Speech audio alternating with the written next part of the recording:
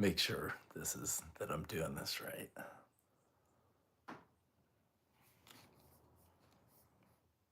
Okay.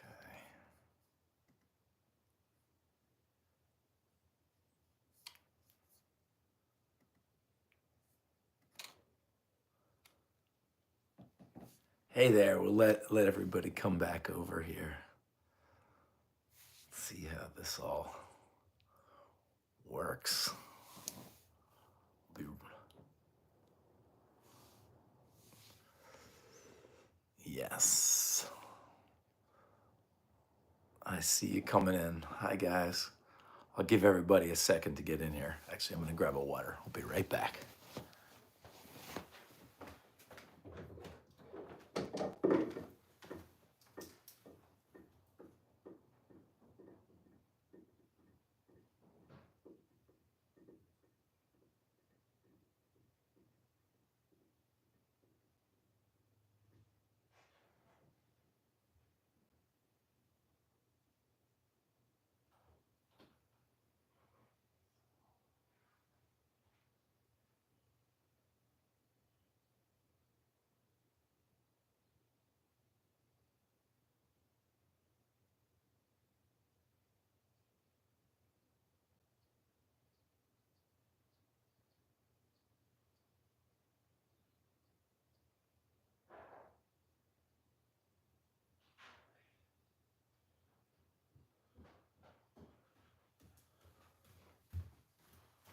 Okay.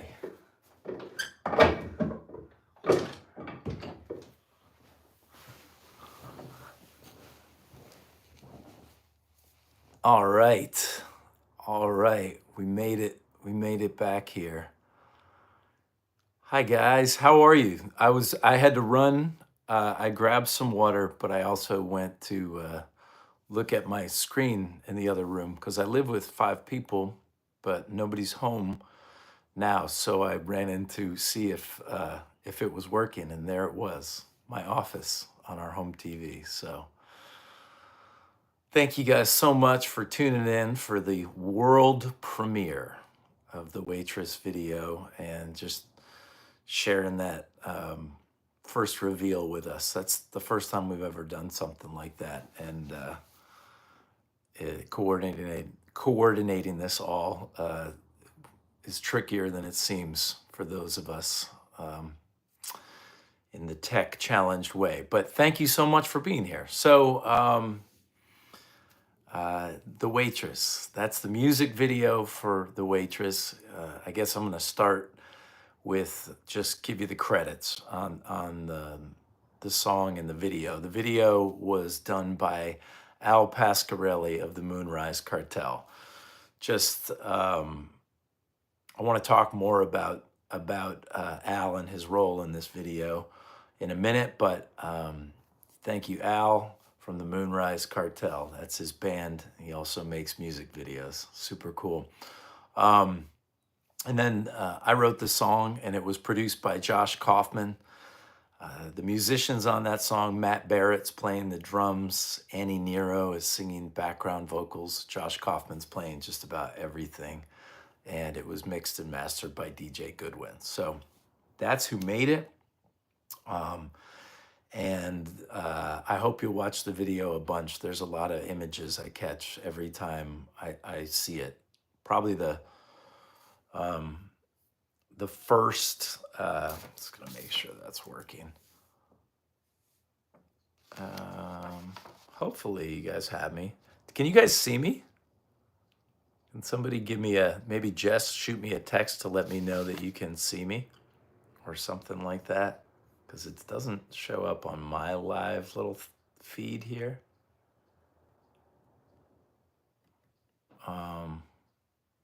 You can see me. Okay. There's probably a delay or something like that. But anyway, hang on. I'm just going to make sure this is all focused because it's a little freaky. But anyway, when I first got the music video, I didn't show it to anybody on the team for a few days because I would just watch it once or twice a day. It was a really moving situation for me. I had I had planned to do kind of some different things with the music video. Knew I wanted to do a video for that song, and was using footage from different sources. And we did some other drafts too with some other good friends. And I was just out for a walk with my friend Al, and we were talking about completely unrelated things, but I was talking about The Waitress and the inspiration for that song, and my friend who had passed away, who kind of um, who made me inspired me to write the song initially. And I started talking about um, what that looked like, and what growing up that way was. And I shared a bunch of images that I had in mind and was trying to capture. And the amazing thing was, Al then came back a couple days later, and he had spent many dozens of hours beginning a video, and he had about 1 minute of it. And he said, "If you like it, I'll keep going, and let's make a fitting tribute to your friend." And when he finally sent me the final cut of the video, it is one of only one or two times in my life that I've ever made and didn't make any edits. So I really thought his name should be on it, but he wanted the tribute to be clean. So anyway, I'm sort of rambling a little bit here, but let me get to some of your questions, and maybe we play a little music. Maybe I got my guitar nearby. I got it all happening here, and I'm so grateful for your patience and for you being here. So I see the first question here: does writing a song like The Waitress uncover feelings that you didn't realize you had, or give you a path to peace with the feelings you knew you had? That's a great question. And specifically for The Waitress, this was written about an ex-girlfriend from middle school, and she was someone very near and dear to my heart, but not someone I had seen in many, many years. And what was wild was when I learned that she passed away, it was amazing how immediate all my memories with her just came flooding back, and I realized that she occupied a little place in my heart, the place of young love that opened the door to all the wonderful love that would come in the years in the future. And she and I also went off to a couple of my first concerts ever together. So there was a lot of stuff I had sort of forgotten about, and there it was. So yes, it definitely uncovered those feelings of not realizing someone can hold a place in your heart or your mind, your DNA, that you didn't realize was there.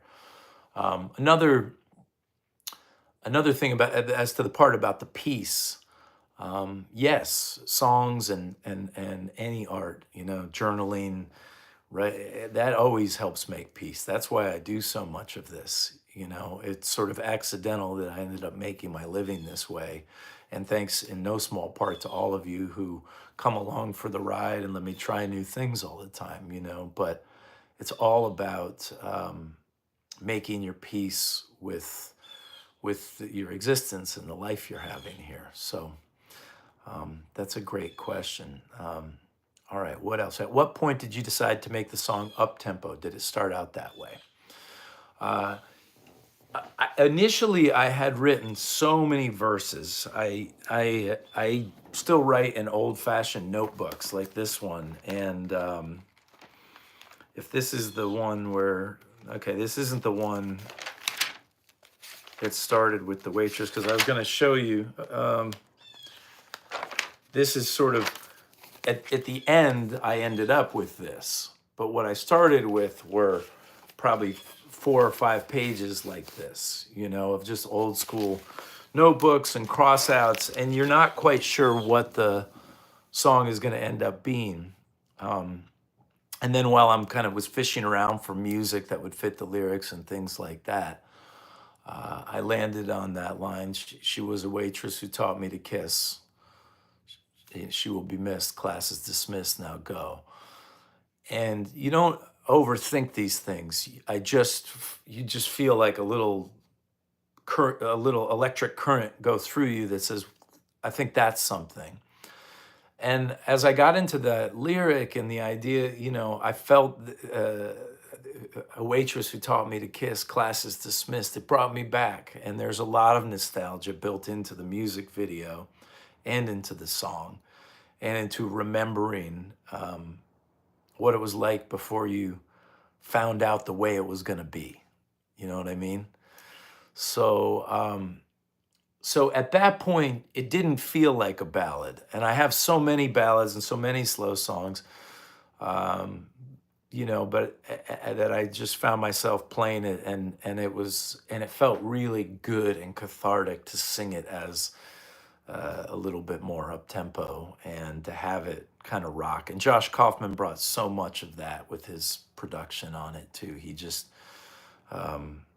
He built it off my acoustic guitar and vocal track, but he really, leaned in and encouraged me to bring it to the place that it landed. And it's one of, you don't always love the recordings you make of your songs, and sometimes you make good recordings of songs that didn't deserve it. But this is one where I love playing it solo acoustic, and I love the way it came out on the record too. So.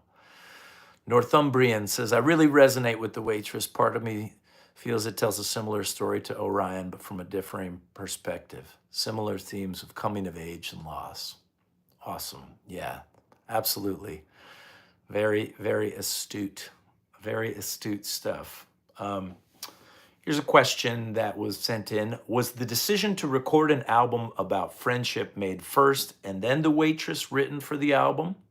Or was the song written first, later finding its home on the record when the themes aligned? Good question. If you don't know this, I do have a new record. It's coming out May 22nd. You can see the ring light there. It's called To You, Old Friend. And it is an album of songs about friendship as seen from a bunch of different angles. It also features a number of my friends, Laurie McKenna, Boots Factor, Chad Stokes from Dispatch, Danny Black, Javier Colon, and the Counting Crows, all on here. And this album, you can get it on vinyl. Al, who did the video, also made the beautiful artwork.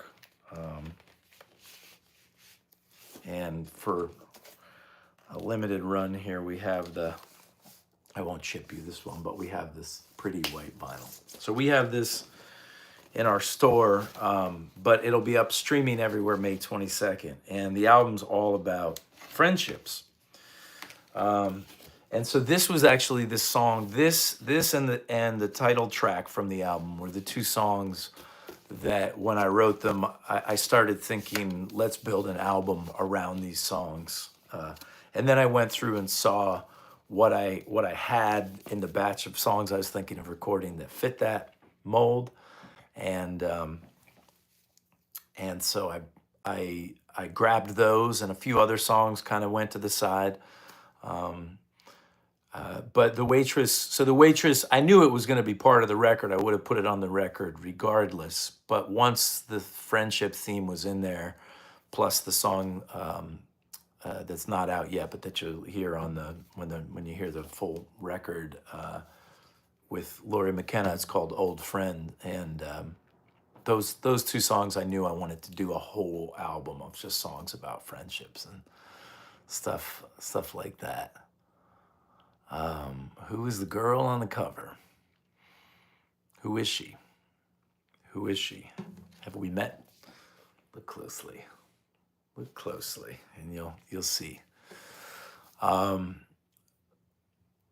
Someone's talking about one of their best friends that passed away on the 4th of July at age 40. And some of your favorite memories of the summer after 6th grade. So I think it's amazing because we feel like we're living these super unique lives. And then you sort of discover that while they are really unique, so many of us are also experiencing so many of the same things, and I guess that makes it all feel a little less lonely. So I do want to play you a song. I was gonna play a song off the new record, and I want to, but just reading that comment from you, Aaron, and I think I'm gonna play you this one for your friend. You know, because the music, I write it to help myself, and then the hope is that it will work for you. My friend Drew Holcomb always says it's medicine. You know, so. Um, Let's sing an old song for your friend, okay? She was on fire and wild and American. She burns it out, probably just because she can. And if I had $1 for everything I should have said, I'd probably still be busted. I would throw it all away again. Lightning bugs light up all across the southern sky. Some guys get it all and they don't even need to try. I watched you roll away, you didn't even say goodbye. Now I hate the night, I'm guessing that's the reason why. This is my life on the 4th of July. It isn't much, but at least a smile. So I got in my van and I ended up in Boston. Thought about my friends and how easily I'd lost them. I'd do it all again, I leave everyone exhausted. Some folks get a break, me I still ain't caught one. I thought of you nights when I would drink too much. If you thought about me too, you never ever tried to get in touch. I went back to school and I ran into these guys I knew. We started up a band, but we couldn't seem to get it through. We got some gigs, eventually we lost that too. Yeah, everything that maybe if you're not happy is because of you. And this is our life on the 4th of July. It isn't much, but at least this mine. And I said, nah, nah, nah, nah, nah, nah, nah, nah, nah, nah, nah, nah, nah, nah, nah, yeah.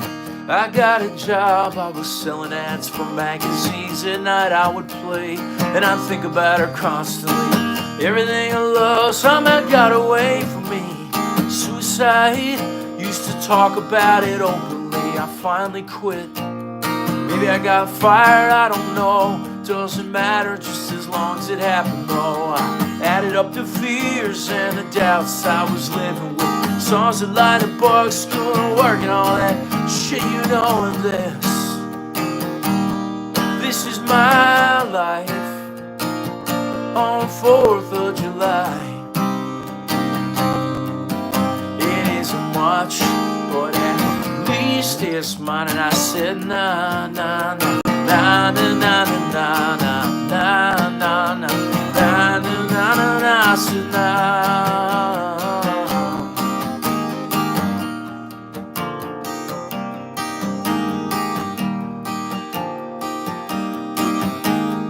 I lost the girl sometime and a couple friends, small talking parties I never could stomach it. I'm old enough to say I remember when, but I don't have the time for your nostalgia or your criticisms. You live, you learn. See, I've been learning to let go, parents and bosses. People don't want us to grow, and I know that anything you want to, you can do. No one's gonna tell us who the hell we should sing to. And this is our life on the 4th of July. Oh, and it isn't much, but at least it's mine, and I know what's mine. This is my life on the 4th of July. And it ain't so much, but at least it's mine. And I said, nah, nah, nah, nah, nah, nah, nah, nah, nah, nah, nah, nah, nah, nah, nah, nah, nah, nah.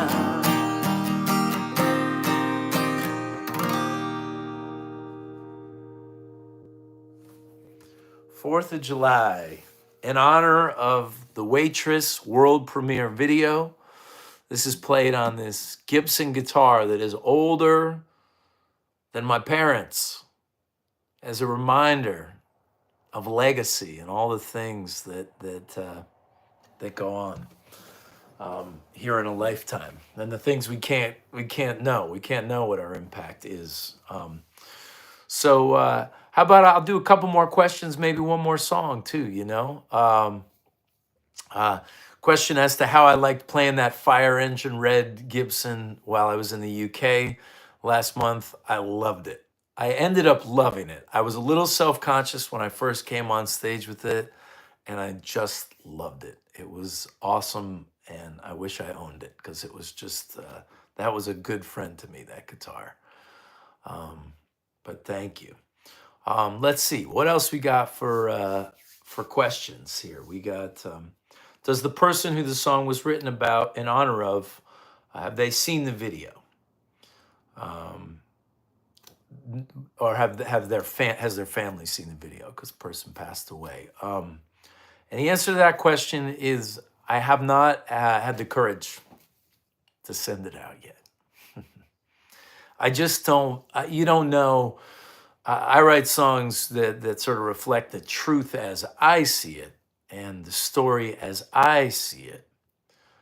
And on more than one occasion, I've written songs like that, and I put it out, and I'm comfortable. I don't put out anything that I'm not comfortable signing off on. But you sort of you sometimes hear people say, "Oh, I think you got that wrong." And the last thing I'd ever want to do is have any weird feelings around it. So I've been looking for the right moment and the right bit of courage. And I know it's very off brand for me to not have sent this over to her mother, but I will. I just kind of feel a little self conscious about it. And so, and also, and this needs to be, everybody needs to know this about the new record. Um, these songs aren't about any one person. These songs are often, they start with a person or with an inspiration of a situation or whatever. But at this point, I mean, none of these things. It's not uh, my album isn't just it's not just 9 letters to 9 people or something like that. These are songs that are more about the feeling that you get. Um, but thank you for that question, and it makes me feel like maybe I'll do that sooner than later, and share that with her family. Um, let's see. What moment in the video stood out the most to me when I saw the final cut? I'm hesitant to point too much out because I'm hoping you'll go and watch this video and that it will be something you go back to and see repeatedly because there's a lot in there that I didn't see the first or second or third or 10th time I watched the video. And but I just remember watching it, and Kirsten was about to fall asleep next to me. Kirsten's my wife, for anyone that doesn't know, and Kirsten's my mistress. Oh no, I should have never said that on YouTube Live. Kirsten's my wife. And so I was watching the music video on my laptop. It came in at like 2 a.m. I don't sleep a lot. And I'm sitting there watching it, and I just kept saying, oh, yeah. Things kept happening. I kept hearing it, when I saw the grilled cheese on the electric stove, when I saw the grandfather sitting in front of the TV zoned out, when I saw the kids on the bike, you know, or the really joyful friends, on the road trip, and then they're on the roller coaster. I mean, it's like this footage came right out of my my soul and my mind's eye, and it's special. It's very special. Um, and I hope that you continue to enjoy it. What else? Trey Sheehan was in St. Pancras. Do you think you'll do more collab in the future? So yeah, this is as good a time as any to introduce you to Trey Sheehan. Some of you have seen Trey Sheehan play some shows with me. Trey and I met when he was engineering at the Bluebird, the legendary Bluebird down in Nashville, and we stayed friendly. And I really like his music. And he's a young guy getting rolling, and he has signed on to come out on the road with me for the next year and tour manage and keep things straight. Because if you haven't seen, we've got a lot of touring coming up and some pretty big stuff happening right after the stuff we've announced. So I needed. Everything's cool with Shady, and he sends his love. But he got off the road last year, and I am someone that really loves to be surrounded by a team, so I said, Trey, do you want to come on the road for a year, and I'll tell you everything that I know about this business on all sides. And he said he did, and along the way, Trey's also going to be supporting some of the shows. I'm going to be dropping him in on some of the shows. And I really look forward to sharing his music with the people that like my music. And I'm really feeling lucky to have him be an official part of the team for this next year coming up. So, um, yeah, yeah, we're glad you're here, Trey. And you're going to know a lot more, and there'll definitely be collaborations, Trey, who you asked about, who had done the show. Also, my friend Lee Totten that plays with us, who's helps everything that we do. Anytime we go online, if I look like I don't know what's going on, it's only me that's from. But Lee Totten, another fine artist who has just made all this happen. So, thank you, Lee. Thank you, Trey, and thank you to my team. What do you think? Why don't I'll tell you about the tour, and why don't I play one more song? I'm always here to talk about this Waitress video as it gets out in the world. And of course, the release, May 22nd, the Kellogg Family Store has it on CD and vinyl now and a digital deluxe, but it will be up on your Spotify and your Apple Music and all those places on May 22nd.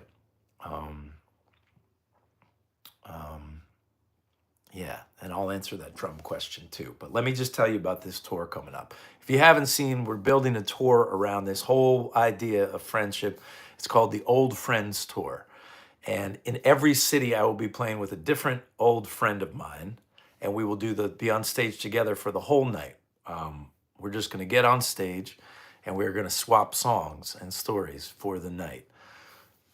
I have, these are the people who are doing between 1 and 5 dates with me. The Alternate Roots, Pat McGee, Isaac Hansen of Hansen, Will Hogue, Javier Colon, season 1 winner of The Voice, and my good friend, Mark Roberge of OAR, Melissa Farrick, who took me on my first tour, Tyrone Wells, John McLaughlin, Pete Muller, Chris Trapper of the Push Stars, Drew Holcomb, Heather Morgan and Rachel Beauregard, David Ryan Harris, Chris Barron of the Spin Doctors, Mary Gaucher, and last but not least, the Kellogg sisters, Sophia and Adeline, are doing a series of these shows with me.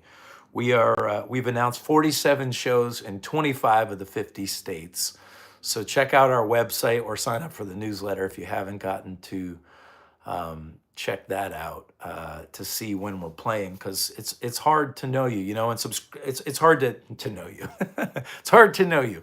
It's hard to stay in touch via with Instagram and Facebook. Don't always show you our messages. So if you're not on the monthly newsletter, get on there. Subscribe to YouTube. We're never gonna spam you or share your email addresses or anything like that. It's just, we just want to stay in touch so that when you need a night out, you can come out and check it out. And I do have a stand-up comedy special coming out later this year, but that's for another day. So I want you to take all that in and be able to show you. And the other thing, I don't know if you saw it in the newsletter, but around this tour, because it's so crazily, the routing is crazy, and it's like 2 nights in Colorado, and then I'm in New Hampshire, and then I'm in Vancouver, British Columbia. It's like all over. Because we did it that way, we're going to be able to do some house concerts. And so you can email, the contact info is just under contact on my website, stephenkellogg.com, but email my manager, Jessica Kellogg. Hey, I'm getting these texts. What happened to the live stream? I guess there's technical difficulties because I don't think everybody knows to go over here. So we're going to work that all out in the future. But if you want to have a house concert or something like that, by all means, reach out. And if we can route it around the tour, we're going to be doing a bunch of those because you guys are some of my old friends as well. And that's how we're going to be spending the year. So before I play this last song, I saw a question about the drum sound and Matt's drums. This is my mom still. She's like, I can't get on. Folks, if you guys, if there's any way to communicate with people back at the other thing, I've gotten a half dozen texts in the last 5 minutes from people about that. So that's on us. Sorry for the communication, and thank you guys for being here and being so patient. I'll still finish these questions so that when we tell people where they could have watched the show, they know. But yes, the drums, the old school drum sound. That's just how I like drums to sound. I like, if it were up to me, the drums would always sound the way they sound on like Steve Miller Band Greatest Hits record. They're kind of thuddy, and so a lot of times we put bandanas on the drums when we're recording them to just give them that kind of dead sound. I feel like it helps because drums are by nature a louder instrument. And so what happens when the band kind of subverts its own will and everybody plays at a level that sounds like it's being mixed, the way it would on a CD or something like that, it's great fun because you can really hear it and you don't necessarily need a million earplugs and all those things because you're getting to play and listen to each other in the room. And that's how we did the drums on this record. So great question on that. Okay, before I play the last song, in closing, lots of new tour dates over at stephenkellogg.com. Lots of new merchandise at stephenkellogg.com, including friendship bracelets, sets of friendship bracelets to you, old friend. Vinyl, CD. In honor of graduation season, I'm doing personalized serenades and handwritten lyrics. Anything you need, this is how we keep the lights on. And I look forward to seeing you all on the road. I appreciate you tuning in and watching the Waitress video and joining us. I'll play you a song off the album to send us out. This song is actually the one that has been the most streamed that we've released so far. I don't know what that means, except that it's exciting because it means people are hearing it. It's called Ghosted.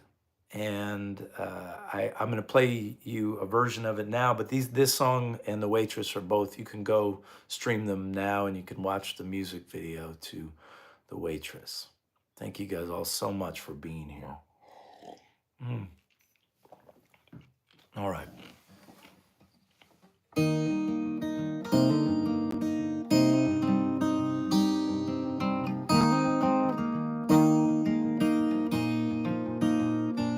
It's okay, I'll be alright, I will get through it. If you knew that it would break my heart, why the hell did you do it? It's true you can't take back what was not said, but this memory's bound to be a source of some regret. I always loved you, always will. the way that it went down bothers me still. Ghosted like a hummingbird.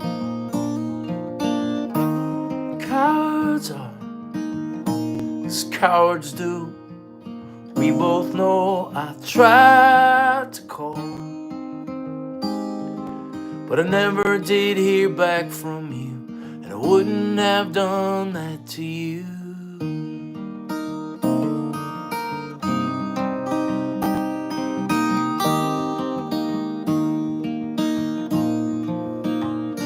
So what's left to prove a point? Another song.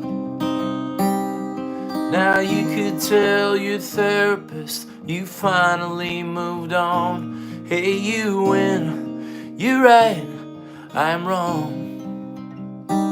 If you stop burying the past, I'll stop dragging it along. Everybody always leaves, so I guess the culprit's me. Ghosted like a hummingbird. People are as people do. Ghosted like a hummingbird. Someone else you thought you knew. You're probably mad I wrote this down.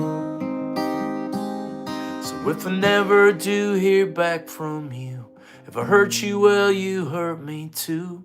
But I never would have ghosted you, and I know you know that much is true, don't you?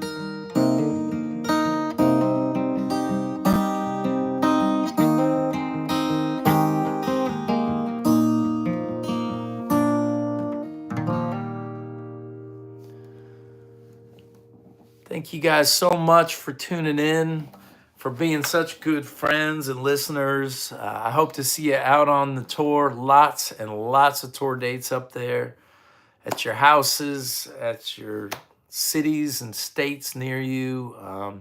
Those of you who've picked up the record, thank you so much. Those of you who will stream the record, thank you so much. It means so much to me, to my family, and to my team. So thank you all right? I'll see you later. See you soon, okay?